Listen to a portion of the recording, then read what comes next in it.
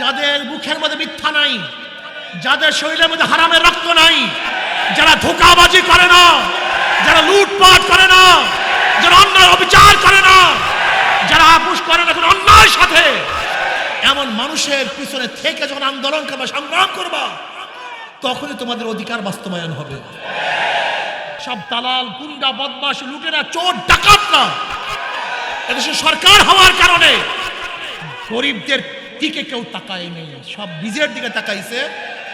বিশ্বাস হয় না, আজকে বাংলাদেশ থেকে 14 লক্ষ কোটি টাকা পাচার করছে। কত লক্ষ কোটি টাকা?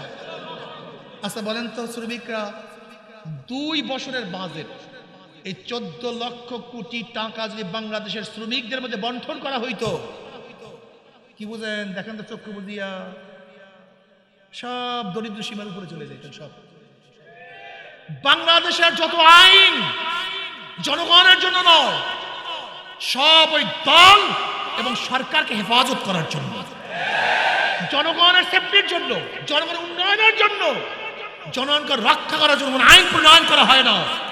যত সংবিধান দেখবেন সব সরকারকে সেফটি করো, সব সরকারকে সেফটি করো। র্যাব কাকে সেফটি করে? পুলিশ কাকে সেফটি করে? আজকে বিজিবি, আজকে সিআইডি, টিবি, এনএসআই, ডিজিএফআই সব খালি সরকারকে রক্ষা করে, সরকারকে রক্ষা করে। আমি সরকার দিয়ে কি করব? সরকার দিয়ে আমি কি করব? সরকার যায় যাক, আমার দরকার জনগণ, আমার দরকার দেশ। আমি দেশকে রক্ষা করতে চাই, আমি জনগণকে রক্ষা করতে চাই, আমি শুধু সরকারকে টিকিয়ে রাখতে চাই না। জাপান কি বলছে, রাশিয়া কি বলছে? তারা কি তারা বলছে আমার সম্পর্ক আমি করতে চাই, বাস আমরা ট্রান্সজেন্ডার করতে চাই, ট্রান্সজেন্ডার করব আমরা, বাস বিয়ে শাদী কেউ করবো না। অলাও ফারদান ধরে নেন, মানিয়ে নিলাম ওদের কথা। কোরআন হাদিস একটু রাখলাম, কোরআন হাদিস একটুর জন্য রাখলাম, ধরে নেন আমরা সবাই ট্রান্সজেন্ডারে বিশ্বাস, সবাই সবাই একবার সবাই এই কামি হয়ে গেলাম, অলাও ফারদান ধরে নেন। আচ্ছা 100 বছর পরে মানুষ থাকবে দুনিয়াতে একটাও? তার মানে দুনিয়া এই পর্যন্ত শেষ। কথা বলে না কেন? ধরেন তোদের আইনি মানলাম, তোদের আইনি মানলাম, কিন্তু 100 বছর পরে আমি তো দুনিয়া খালি দেখি, কোনো মানুষ নেই তো, একটা মানুষ নেই, সব শেষ। তা তোমাদের আইনে গোটা দুনিয়াকে ফাঁকা করে করতেছো, গোটা দুনিয়া শেষ করতেছো। তোমাকে মনে রাখতে হবে ফিমেল ফিমেল, মেল মেল যদি হয়, আর এইটা যদি বাস্তবায়ন করো, সবাই মানো, ধর্ম বাদ দাও, সব বাদ, সরকারের আইন করো, সব ঠিক আছে, গোটা আমেরিকা, রাশিয়া, পরাশুক্তি বেলিয়া সবাই চাপাইয়া দাও, আমরা সবাই মানিয়ে নিলাম। আগামী 100 বছর পরে এই বিল্ডিং, এই ইন্ডাস্ট্রিজ সবই ফাঁকা। তার মানে গ্যাঞ্জাম লাগছে, তোদের মাথা ঠিক নেই, তোদের মাথা গ্যাঞ্জাম লাগছে নাকি ভুল লাগছে? এবার আসুন, ওরা আবার লিভ টুগেদার। দেখেন লিবারেল ডেমোক্রেসির মধ্যে ওদের মূল থিওরিটা হলো জনগণের কোনো আইন চাপিয়ে দেওয়া যাবে না, জনগণ যা মনে করবে সেইটাই আইন, জনগণ যা করবে সেইটাই আইন। যদি তাই হয় তাহলে অবস্থাটা কি হয় জানেন? আজকে জাপানে সরকার ঘোষণা করছে কেউ যদি বাচ্চা ধারণ করে তাকে 100 টাকা দেওয়া হবে। রাশিয়ায় ঘোষণা করতে আছে যদি কেউ বাচ্চা নেয় সরকার এত টাকা তাকে উঠান করবে, কারণ তারা লিবারেল হতে হতে এমন অবস্থা হয়েছে এখন মেয়েরা বাচ্চা নিতে চায় না। সামাজিক পরিবেশ শেষ। আল্লাহ না করে এইভাবে চলতে থাকলে গোটা জাপান শেষ হয়ে যাবে, গোটা রাশিয়া শেষ হয়ে যাবে, যেখানে মানুষ থাকবে না, শুধু থাকবে জানোয়ার। ওদের লিবারেল ডেমোক্রেসির অবস্থাটা কি হয়েছে? স্বাধীনতা, আজকে স্বাধীনতার অবস্থা এই হয়েছে যে জাপানের সবচেয়ে আত্মহত্যা বেশি, আমেরিকায় সবচেয়ে আত্মহত্যা বেশি। শুধু আত্মহত্যাই নাই, আজকে সামাজিক অবস্থা এত নিচে নামে চলে গেছে যে জাপানের মধ্যে যেটাকে আমরা সর্বশ্রেষ্ঠ কান্ট্রি মনে করি, উন্নত কান্ট্রি মনে করি, তাদের অবস্থা হলো মানুষ মারা যায় রুমের মধ্যে, কেউ দেখে না, যখন পচিয়া গন্ধ বের হয় তখন পুলিশ আসিয়া তাদেরকে সেখান থেকে নিয়ে গিয়া পোড়াইয়া দেয়। সামাজিক অবস্থা ঠিক নেই। আপনি কি জানেন আজকে পাশ্চাত্য কান্ট্রির অবস্থাটা কি?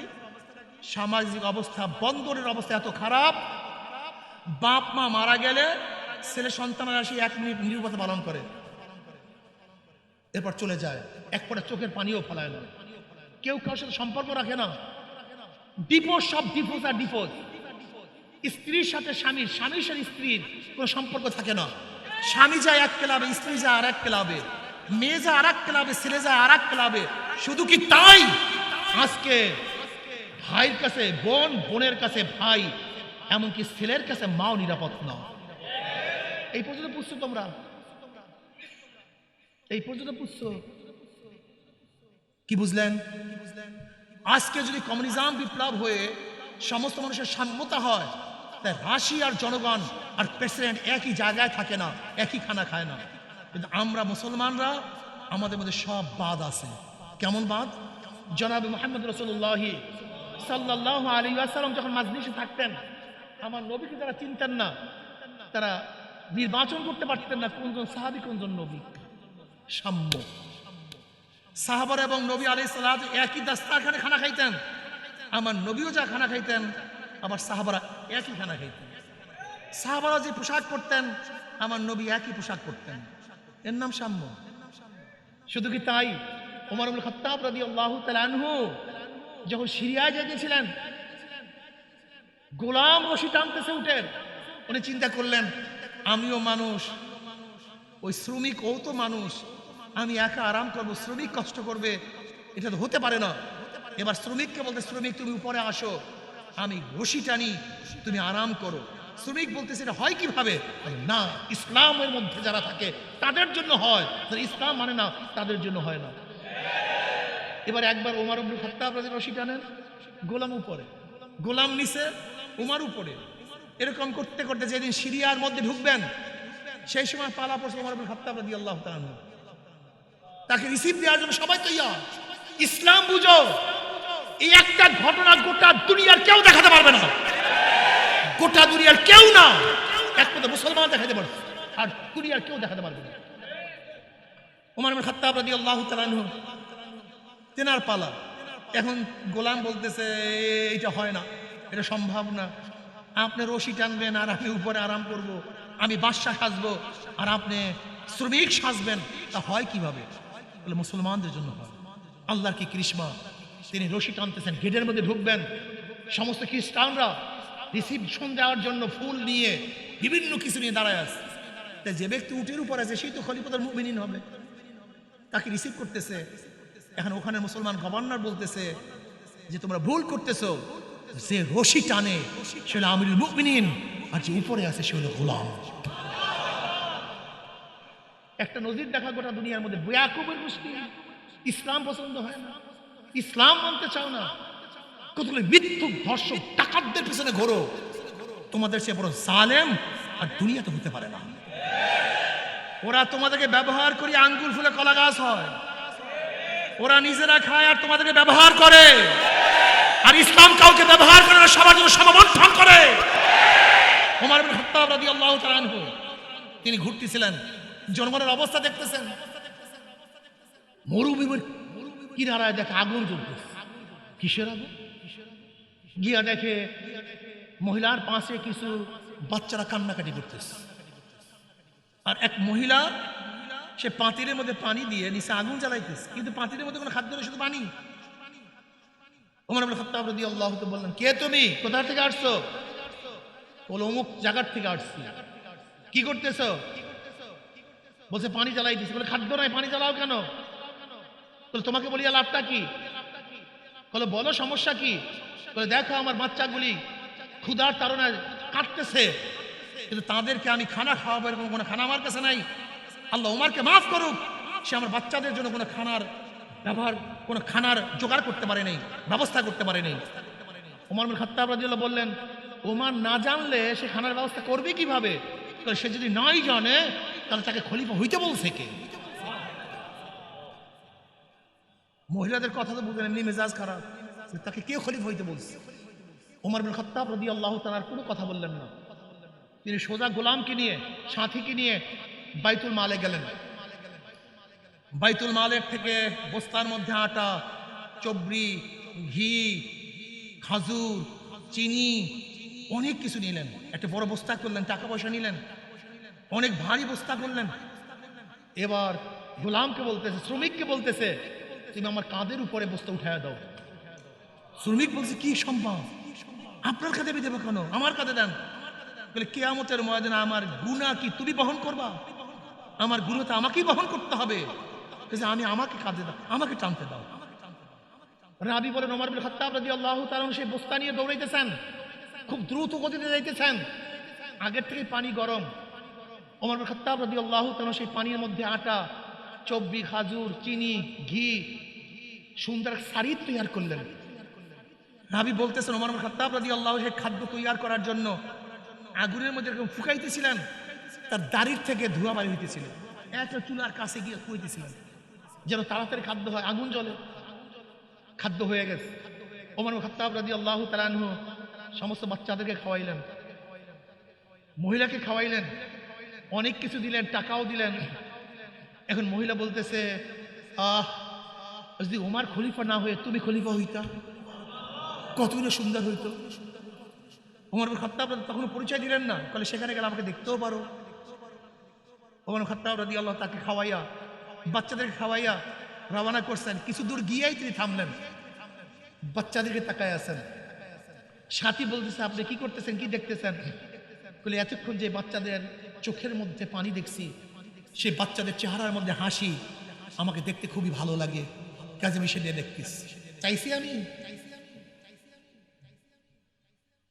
যাদের চোখের মধ্যে এতক্ষণ পানি দেখছি, আমি তাদের মুখের মধ্যে হাসি, এটা আমার কাছে খুবই ভালো লাগছে।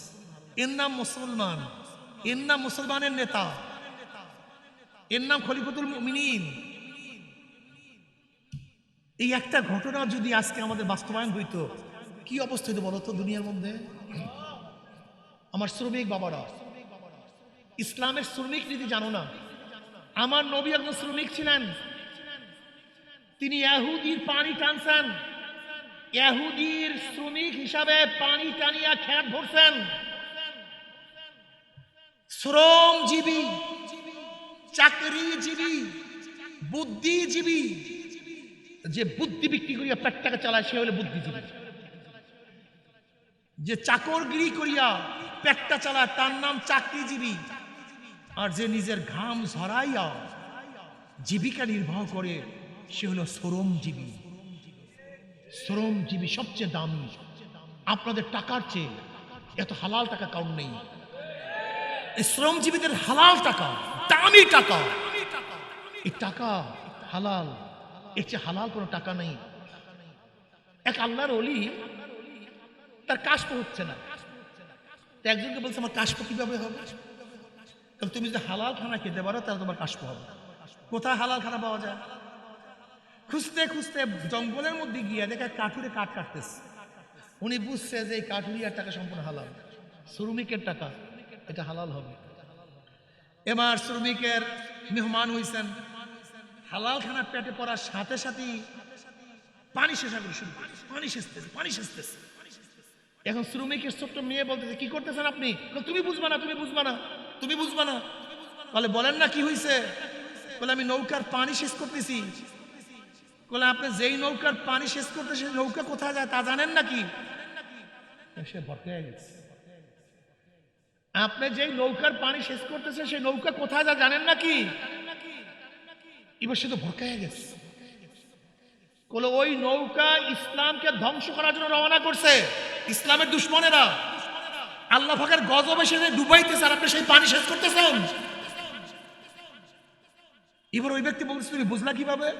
তাহলে আপনার যদি একবার হালাল খানা খাওয়ার সাথে সাথে কাশফ হতে পারে, আর যেই মেয়েটা জন্ম হওয়ার পর থেকে আজ পর্যন্ত হারাম খায় নাই তার কি কাশফ হতে পারে না?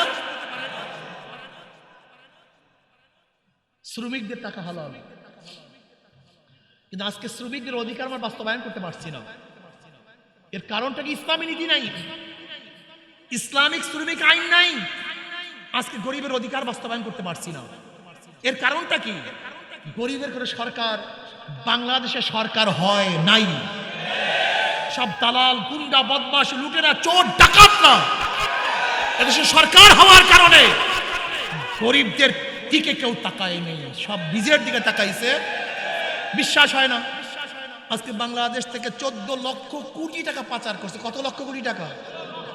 আচ্ছা বলেন তো, শ্রমিকরা 2 বছরের বাজেট এই 14 লক্ষ কোটি টাকা যদি বাংলাদেশের শ্রমিকদের মধ্যে বন্টন করা হইতো, কি বুঝেন দেখেন তো চক্ষু বুঝিয়া, সব দরিদ্র সীমার উপরে চলে যেতেন। সব বাংলাদেশের যত আইন জনগণের জন্য নয়, সব ওই দল এবং সরকারকে হেফাজত করার জন্য, জনগণের সেফটির জন্য, জনগণের উন্নয়নের জন্য, জনগণকে রক্ষা করার জন্য আইন প্রণয়ন করা হয় না।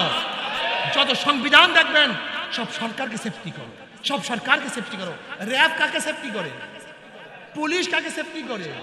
আজকে বিজিবি, আজকে সিআইডি, টিবি, এনএসআই, ডিজিএফআই সব খালি সরকারকে রক্ষা করে, সরকারকে রক্ষা করে। আমি সরকার দিয়ে কি করব? সরকার দিয়ে আমি কি করব? সরকার যায় যাক, আমার দরকার জনগণ, আমার দরকার দেশ। আমি দেশকে রক্ষা করতে চাই, আমি জনগণকে রক্ষা করতে চাই, আমি শুধু সরকারকে টিকিয়ে রাখতে চাই না। অথচ বাংলাদেশের যত আইন সব সরকারকে রক্ষা করো, জনগণকে রক্ষা করো, এই আইন নাই, সব সরকারকে দাও। আজকে জানেন বাংলাদেশের সরকারকে রক্ষা করতে গিয়ে হাজার হাজার কোটি কোটি বিলিয়ন ডলার শুধু ব্যয় হয় কাদের পক্ষে? সরকারি কর্মচারীদের পক্ষে। একজন ডিসি মনে হয় যেন বাদশাহ, একজন এসপি মনে হয় যেন রাজা, একজন সচিব মনে হয় যেন বিশাল দেশের মালিক। অথচ আমাদের দেশের এই গরিব শ্রমিক, মজদুর, তাঁতি, জেলে, ঋষি খামারদের খাজনা এবং ভ্যাটের পয়সা, ট্যাক্সের পয়সা দিয়া তুমি আরাম করবা, আর আমার গরিবরা আজকে খোলা আকাশের এসে থাকবে, না খেয়ে থাকবে, এক মুঠো খাবারের জন্য কাক কুকুরের সাথে লড়াই করবে। এটা মেনে নিতে পারি না, এটা মানা যায় না। শ্রমিকরা তোমরা অনেকেই ভাবো হুজুর আপনার টুপিওয়ালা, আমরা তো টুপি ছাড়া, আপনার দাড়িওয়ালা, আমরা দাড়ি ছাড়া, আপনার নামাজ পড়েন, আমরা নামাজ পড়ি না, আপনাদের সাথে আমাদের কোনো মিল নাই, কাজে এর জন্য তো আপনাদের কাছে আসতে পারি না। এ বিয়াকু, ইমাম সাহেব কি দাড়িওয়ালা না? টুপিওয়ালা কি টুপিওয়ালা না? লম্বা জামা আছে কি নাই? তা তোমার তো কিছু নাই, তুমি ইমামের পিছনে ইক্তেদা করলা কেন? কথা বলে না কেন? তুমি তার পিছনে দাঁড়াইলা কেন? ইমামের জন্য স্বার্থ আছে, মুক্তাদির জন্য কোনো স্বার্থ নাই। তুমি যে অবস্থায় আছো না কেন, যেইভাবে থাকো না কেন, তুমি তোমার অধিকারের জন্য আন্দোলন করো। আন্দোলন করবে কাদের পিছনে? যারা সত্য প্রয়োগ, যারা সত্য কথা বলে, যাদের মুখের মধ্যে মিথ্যা নাই, যাদের শরীরের মধ্যে হারামের রক্ত নাই, যারা ধোঁকাবাজি করে না, যারা লুটপাট করে না, যারা অন্যায় অবিচার করে না, যারা আপোষ করে না কোনো অন্যায়ের সাথে, এমন মানুষের পিছনে থেকে যখন আন্দোলন করবা, সংগ্রাম করবা, তখনই তোমাদের অধিকার বাস্তবায়ন হবে। এর আগে কিয়ামত পর্যন্ত লাফাইতে পারো ব্যাংকের মধ্যে, কিন্তু অধিকার বাস্তবায়ন হবে না। কথা বুঝাতে পারিনি। একজনের নামে, একজনের নাম বি, একজনের নাম সি, এ বি, তিনশো, এ ওসো, বি ওসো, সি ওসো। ক্ষমতা আছে এ, সে কি করবে? হটাও এ, আন্দোলন সংগ্রাম করো, হটাও এ, বসাও বি, কি করবে? হটাও বি, আন্দোলন সংগ্রাম, হরতাল, অবরোধ, হটাও বি, বসাও সি, কি করবে? কারণটা একদিনও চিন্তা করেন। সমস্যা এখানে। আমাকে প্রশ্ন করছে ঢাকার সাংবাদিকরা, হুজুর একজন প্রাইম মিনিস্টার 2 টার্ম চান না 1 টার্ম চান? একজন প্রাইম মিনিস্টার 1 টার্ম চান না 2 টার্ম চান? কয় টার্ম চান আপনি? আমাকে প্রশ্ন করছে। আমি বললাম ভাই, চোর যদি 1 বছর ক্ষমতা থাকে সে চুরি করবে, আর ভালো মানুষ যদি 100 বছর ক্ষমতা থাকে তাহলে সে চুরি করবে না। উদাহরণস্বরূপ আমাদের বরিশালের চোরা মেয়র, এই জন্য চুরি করে হয়েছে কয়েকদিন আগে। এই চোরা মেয়র মাত্র 8 মাস ক্ষমতায় ছিল, মাত্র 8 মাস। এখন পর্যন্ত ভালো চুরির দরজা চিনতে পারে নেই, মানে নতুন তো চোর, ফাঁক যুগ এখনো চেনে নেই। এই 8 মাসে 100 কোটি টাকা চুরি করছে।